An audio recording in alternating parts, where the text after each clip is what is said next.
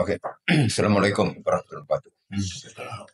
Yang pertama mungkin saya hanya menambahkan kawan-kawan yang berbicara terdahulu sebelum saya bahwa petisi 100 ini mempunyai suatu kepedulian begitu ya terhadap kelangsungan negara dan bangsa ini NKRI.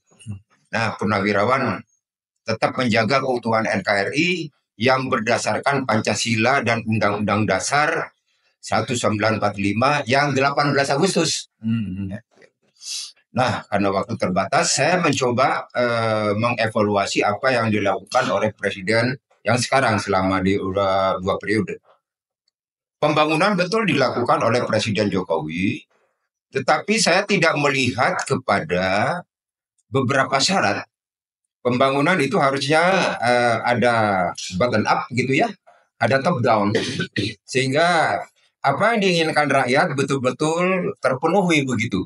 Ini kan tidak, ini karena top down aja, jadi mau-maunya saja.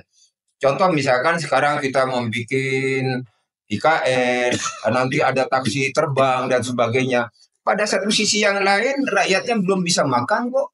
Sekarang kalau nggak kerja nggak makan kok. Anak sekolah mau ke sekolah juga masih naik jembatan tali kok. Ini kan harus dipikirkan dulu begitu ya. Boleh-boleh saja. Sebenarnya di dalam pembangunan bangsa ini ada dua hal, pembangunan material dan imaterial. Apa yang dilakukan Presiden Jokowi lebih cenderung kepada material. Wah, wah, wah, begitu kira-kira gitu ya. Tetapi jurang secara ekonomi antara yang punya dan yang miskin semakin jauh, Bapak. Ini yang kita takutkan nanti rakyat menjadi apatis terhadap bagaimana kalau terjadi sesuatu di negara ini. Nah, pembangunan imaterial, misalkan rasa memiliki negara, nation buildingnya tidak dibangun oleh Jokowi. Jadi manakala nanti negara ini diserang negara orang lain begitu ya, terus rakyat bilang, ya masa udah terserah kalian aja. Ini kan berbahaya. Contoh yang paling terakhir saya melihat pembangunan BSDP. Apa sih kriteria yang dikatakan PSN strategis nasional? Apakah sudah memenuhi persyaratan? Gitu. Nah, kenapa dibuatkan PSN?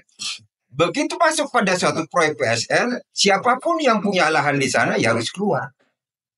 Dengan mungkin timbal balik apakah memadai atau tidak memadai, silahkan bapak-bapak semua ibu-ibu bisa melihat begitu ya.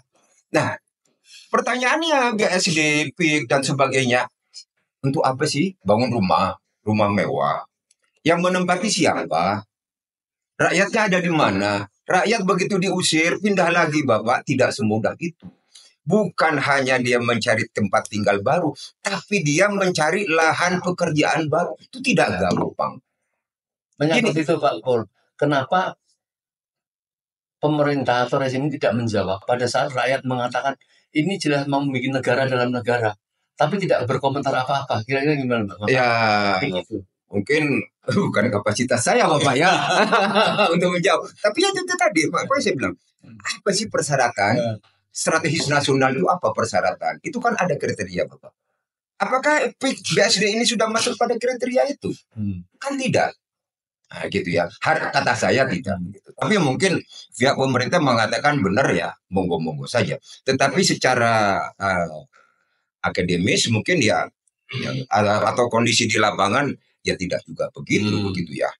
Terus yang saya berharap seharusnya Bapak Jokowi pada akhir jabatan tadi Pak Dindin menyampaikan kira-kira kurang dari 3 bulan ini Oktober sudah terjadi pergantian kepada Presiden terpilih Pak Bowo ya.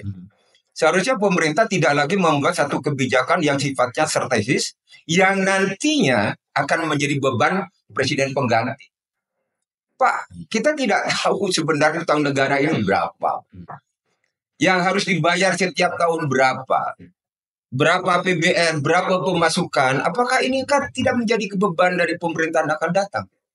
Ini kan harus dipikirkan.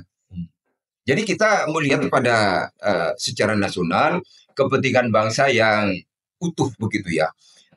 Karena nanti saya ada khawatir berkaitan dengan apa yang terjadi di Laut Cina Selatan begitu ya. Sekarang yang rame Pak ya.